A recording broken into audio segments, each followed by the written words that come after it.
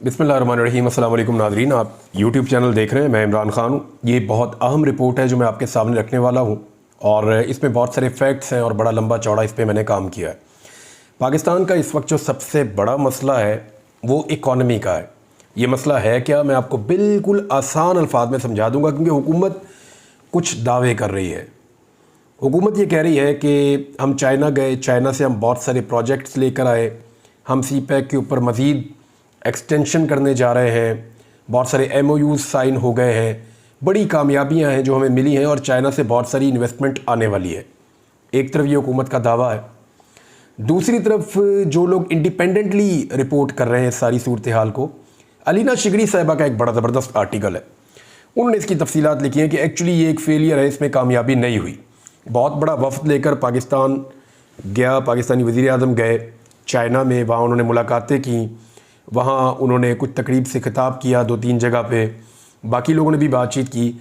लेकिन क्या उसके बदले में चाइना से पाकिस्तान में कोई इन्वेस्टमेंट आने वाली है? हुकूमत कहती है कि यस आने वाली है, लेकिन अपोजिशन का ये मानना है कि ये सिर्फ एक टूर था और इन्वेस्टमेंट कोई नहीं आ रही। इंडिपेंडेंट जो सहाफ़ी हैं वो भी इससे कुछ ज़्यादा उम्मीदें नहीं बांध रहे। उसकी वजह है क्योंकि इससे पहले शहबाज शरीफ साहब और यही टीम जो है वो सऊदी अरब भी जा चुकी है। वहाँ से भी आने के बाद बहुत बड़े बड़े दावे किए गए, लेकिन हमने देखा कि वो चीज़ें उस सिमत में होती हुई ग्राउंड पे दिखाई नहीं दी। फिर हमने देखा कि UAE का एक दौरा किया गया, उसके बारे में बहुत बड़े बड़े दावे हुए और वो भी ग्राउंड पे कुछ अभी तक तो नज़र नहीं आया। अब PDM की जो पहले वाली हुकूमत थी उसमें भी बहुत सारे दावे सामने आते थे। बार बार ये कहा जाता था कि फ़लाँ मुल्क इतने पैसे दे रहा है। सैलाब के दिनों में ख़ास तौर पर ये क्लेम किया गया कि दुनिया के ममालिक ने बहुत ज़्यादा पैसा पाकिस्तान के लिए प्लज किया, लेकिन वो पैसा पाकिस्तान को मिला नहीं और वो सारे सिर्फ दावे साबित हुए। तो इस हुकूमत के दावे कुछ ज़्यादा होते हैं, ये ऑप्टिक्स ज़्यादा क्रिएट करती है, दिखावा ज़्यादा करती है, लेकिन प्रैक्टिकली चीज़ें उतनी नहीं होती। अब वज़ीर इत्तलाआत ने एक बड़ी अजीब बात की, उन्होंने कि दौरा बड़ा कामयाब था, क्योंकि वहाँ जो है ना वो तकरीबात में पाकिस्तान का तराना चलता था। भाई वो तो कल इंडिया और पाकिस्तान के मैच में भी पाकिस्तान का तराना चला था, तो पाकिस्तान क्या मैच जीत गया उसके बाद? तो पाकिस्तान का तराना जहाँ चले वहाँ खड़े होकर उसको अदब के साथ सुनना ज़रूर चाहिए, लेकिन उसका मतलब ये नहीं है कि आपने यहाँ पे कुछ बहुत बड़ा अचीव कर लिया है। अब मैं आपके सामने कुछ फैक्ट्स एंड फिगर्स रखता हूँ, क्योंकि पाकिस्तान का सबसे बड़ा मसला ये है कि बाहर से पाकिस्तान में सरमायाकारी आनी चाहिए। हमारे पास जो है वो पैसे की किल्लत है इस मुल्क में, हमारे ज़र मुबादला के ज़खायर बहुत कम है। पाकिस्तान में डॉलर्स नहीं है, हमें ज़्यादा डॉलर्स चाहिए, ज़्यादा पैसा चाहिए।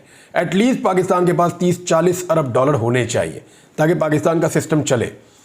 इमरान खान के दौरे हुकूमत में ये 16 अरब डॉलर के करीब पाकिस्तान पहुंच गया था, लेकिन उसके बाद ये बहुत नीचे भी गया, 4 अरब डॉलर तक गया, फिर 8 अरब डॉलर के करीब कहीं सस्टेन कर रहा था। और ये वो पैसे हैं जो हमने बाहर से मांग कर अपने अकाउंट के अंदर रखे हुए हैं। अब मामला ये है कि पाकिस्तान को डॉलर्स चाहिए, पाकिस्तान को इन्वेस्टमेंट चाहिए, और पाकिस्तान मुख्तलिफ मुल्कों में जा रहा है और हर एक को कह रहा है कि आओ पाकिस्तान में इन्वेस्ट करो। 2 तरह की इन्वेस्टमेंट है जो पाकिस्तान में होनी चाहिए। एक जो अंदरूनी सरमायाकारी है, जो पाकिस्तान के अंदर लोग रहते हैं, जो पैसे वाले हैं, वो पाकिस्तान के अंदर कोशिश करें, पाकिस्तान के अंदर कारोबार करें, पाकिस्तान के अंदर सरमायाकारी करें, अपना पैसा अगर बाहर है तो पाकिस्तान में लेकर आएँ। जो ओवरसीज़ पाकिस्तानी है वो अपना पैसा पाकिस्तान में लाकर इन्वेस्ट करें। एक तो ये चीज़ है, और दूसरा ये है कि जो गैर मुल्की हैं वो हमारे मुल्क में आकर सरमायाकारी करें और उस सरमायाकारी के नतीजे में पाकिस्तान में बहुत ज़्यादा पैसा बने और पाकिस्तान के पास डॉलर्स आएँ, जिसके नतीजे में पाकिस्तान की गुर्बत दूर होगी, हमारे तरक्याती प्रोग्राम चलेंगे, पाकिस्तान कुछ हद तक तरक्की करेगा और आहिस्ता आहिस्ता पाकिस्तान कर्ज़ों के चुंगल से निकलना शुरू हो जाएगा। 50 साल में जो पाकिस्तान के अंदर सरमायाकारी हुई वो सबसे नीचे चली गई है। उल्टा ये इसका इम्पैक्ट माइनस हो गया, नेगेटिव हो गया, बजाय इसके कि ये पॉजिटिव होता। ये क्यों हो रहा है? हमें इसको समझना पड़ेगा कि दुनिया पाकिस्तान में इन्वेस्टमेंट क्यों नहीं कर रही, पाकिस्तान में अपना सरमाया क्यों नहीं लेकर आ रही। अब इसमें कुछ चीज़ें ऐसी हैं, कुछ फैक्टर्स होते हैं। जब भी कोई आदमी किसी मुल्क के अंदर इन्वेस्टमेंट करता है ना, तो उसके कुछ फैक्टर्स होते हैं। जो लोग उस मुल्क में रहते हैं उनके इन्वेस्टमेंट करने की वजह कुछ और होती है, जो बाहर से पैसा लेकर आते हैं उनके उस मुल्क में इन्वेस्टमेंट करने की वजह कुछ और होती है। बाहर से कोई आएगा पाकिस्तान में कारोबार करेगा तो वो कुछ और फैक्टर्स को देखेगा, कुछ और चीज़ों को गौर करेगा। जो पाकिस्तान के अंदर रहता है वो पाकिस्तान में पैसा लगाना चाहता है तो वो कुछ और चीज़ों पे गौर करेगा।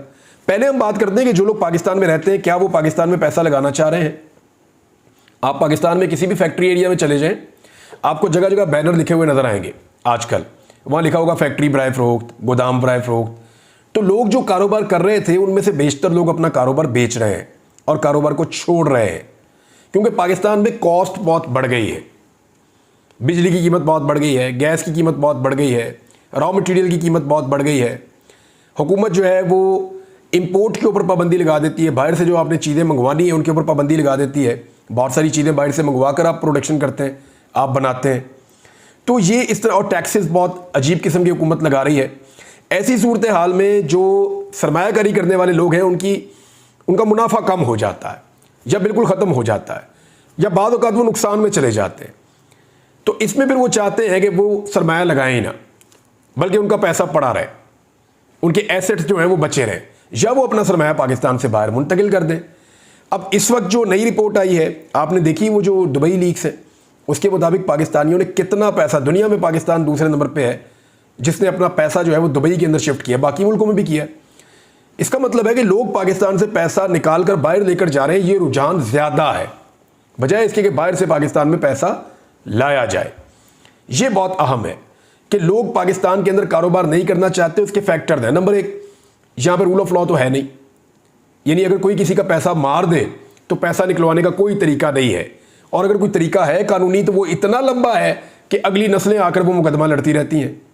यानी यहाँ ब्यूरोक्रेटिक हर्डल्स बहुत ज़्यादा हैं, यानी गैर ज़रूरी तौर पे बहुत सारी चीज़ें ऐसी मौजूद हैं हमारे सिस्टम में जिसकी वजह से सरमायाकार भाग जाता है, चीज़ों को बहुत लंबा कर दिया जाता है, बहुत टाइम डिले होता है और इससे करप्शन के रास्ते खुलते हैं। फिर टेक्नोलॉजी में हम बहुत पीछे, हमें टेक्नोलॉजी में, यानी आप किसी भी मुल्क में चले जाएं अपने आसपास तो आपको अंदाज़ा होगा वो टेक्नोलॉजी में हमसे बहुत आगे चले गए। आईटी के अंदर, बाकी चीज़ों के अंदर हम बहुत बेसिक पे खड़े हैं। तो ये भी एक प्रॉब्लम है कि सरमायाकार आलमी सतह पे नहीं आते। एतमाद, यानी हमारी स्टेबिलिटी कितनी है पाकिस्तान में हुकूमत की, या पाकिस्तान के अंदर सियासी स्टेबिलिटी कितनी है, तो अगर उसके ऊपर आप गौर करें तो वो भी पाकिस्तान बहुत बुरी तरह, पॉलिटिकल स्टेबिलिटी का जो इंडेक्स है वो मैं खोल कर आपको बता देता हूँ कि इस वक्त पाकिस्तान पॉलिटिकल स्टेबिलिटी में कहाँ खड़ा है। जो पॉलिटिकल स्टेबिलिटी में या सियासी इस्तेहकाम के अंदर जो मुल्क पाकिस्तान के बाद आते हैं ना, उनमें सिर्फ शाम, अफ़गानिस्तान, सोमालिया, माली, यमन, इराक, लीबिया, ये वो मुल्क हैं जहाँ जंगें लगी हुई हैं। या इसके अलावा central African Republic, Ethiopia, Ukraine, यहाँ पे भी जंग लगी हुई है, सूडान और ये कॉन्गो, ये वो मुल्क हैं जो पाकिस्तान से बुरी सूरत हाल में है। बाकी सारे मुल्क पाकिस्तान से बेहतर हैं सियासी इस्तेहकाम के एतबार से। तो फिर एतमाद लोगों को कैसे आएगा? जो बाहर से कोई बंदा आएगा उसको पता ही नहीं है कि यहाँ की गवर्नमेंट ने चलना है या नहीं चलना, निज़ाम यहाँ पे अभी काम करेगा या नहीं करेगा, तो ये भी एक फैक्टर है। फिर एक फैक्टर इसका ये है कि माशी तौर पे ये मुल्क कितना ग्रो कर रहा है। इमरान खान के दौरे हुकूमत में, यानी पाकिस्तान बहुत लंबे अरसे से इन प्रॉब्लम्स के अंदर है। इवन इमरान खान के दौर में भी बहुत सारे प्रॉब्लम्स रहे, ऐसा नहीं है कि सब कुछ अच्छा हो गया था, लेकिन फिर भी पाकिस्तान कुछ ग्रो कर रहा था और पाकिस्तान की जो तरक्की की शरह है वो बढ़ के लगभग 6% के करीब पहुंच गई थी। अब वो बहुत कम है और इसकी वजह से भी सरमायाकार परेशान रहते हैं। एक चीज़ और है, शरह सूद। पाकिस्तान में शरह सूद 22% था, उसको 1.5% कम करके 20.5% कर दिया गया है। लेकिन मेरे पास वो डाटा मौजूद है जिसमें अफ़गानिस्तान का शरह सूद तो 0 है, बांग्लादेश का 4% है, नेपाल का 8.5% है और भारत का शरह सूद भी पाकिस्तान से काफ़ी कम है। भारत का 6.5% है तो पाकिस्तान का 20.5% है। ये भी एक फैक्टर है। तो जब आप इन सारे फैक्टर्स को इकट्ठा करते हैं तो पाकिस्तान में सरमायाकारी क्यों नहीं आ रही, इसका हमें आसानी से आइडिया हो जाता है। अब सरमायाकारी आएगी कैसे? देखें, जो पाकिस्तान में इस वक्त सिचुएशन है, जो शख्सी आज़ादियों की हालत है, लोग गायब हो जाते हैं, लोगों पे मुकदमात होते हैं, इंसानी हकूक़ की खिलाफ वर्जियाँ हो रही हैं, अदालतें इंसाफ फराहम नहीं कर पा रही और इन्वेस्टिगेशंस का सिस्टम आपके सामने है, रूल ऑफ लॉ आपके सामने है, सियासी इस्तेहकाम आपके सामने है, इलेक्शन के बावजूद चीज़ें नहीं संभल रही। तो जितने भी आलमी इदारे हैं वो बार बार वार्न कर रहे हैं कि इस कंडीशन में या इस सूरत हाल में पाकिस्तान में सरमायाकारी नहीं आएगी, उल्टा लोग इस मुल्क से सरमाया निकाल कर ले जाएंगे। और इस वक्त हम उसी सूरत हाल का सामना कर रहे हैं। अब ज़रा आप ये भी देख लें कि पाकिस्तान में खुशहाली कितनी है। दुनिया में 167 मुल्कों की एक लिस्ट है कि कौन सा मुल्क कितना खुशहाल है। तो इसमें पाकिस्तान 136वें नंबर पर आता है। CEO वर्ल्ड मैगजीन ने एक रिपोर्ट जारी की है और वो रिपोर्ट ये बता रही है कि दुनिया में वो बेहतरीन मुल्क कौन से हैं 2024 में जहां पे आपको कारोबार करना चाहिए या अपनी इन्वेस्टमेंट उन मुल्कों में जाकर करनी चाहिए। इसमें जो दुनिया का नंबर 1 मुल्क है वो सिंगापुर है, दूसरे नंबर पे यूके है, बरतानिया, फिर उसके बाद ताइवान, इंडिया चौथे नंबर पे है, भारत चौथे नंबर पे है जहां पे दुनिया को जाकर के इन्वेस्टमेंट करनी चाहिए, अमेरिका 10वें नंबर पे है, ऑस्ट्रेलिया 7वें नंबर पे है। हमारे इस रीजन के बहुत सारे मुल्क हमसे बेहतर पोजीशन में है। पाकिस्तान कहां पे खड़ा है? पाकिस्तान 92वें नंबर पे है। यानी 91 ऐसे मुल्क हैं इस दुनिया में जो सरमायाकारों के लिए पाकिस्तान से बेहतर तस्वुर किए जाते हैं इन सारे फैक्टर्स की मौजूदगी में, जिन फैक्टर्स का मैंने आपके सामने जिक्र किया है। लिहाजा हमें पाकिस्तान को ठीक करने की ज़रूरत है। हमें स्टेटमेंट्स के ज़रिए से या दूसरों को बेवकूफ़ बनाने के ज़रिए से या एक दूसरे को नीचा दिखाने से पाकिस्तान में इन्वेस्टमेंट नहीं ला पाएंगे। हमें अपना किबला दुरुस्त करना पड़ेगा। अब तक के लिए इतना ही। अपना ख्याल रखिएगा, अपने चैनल का भी। अल्लाह हाफ़िज़।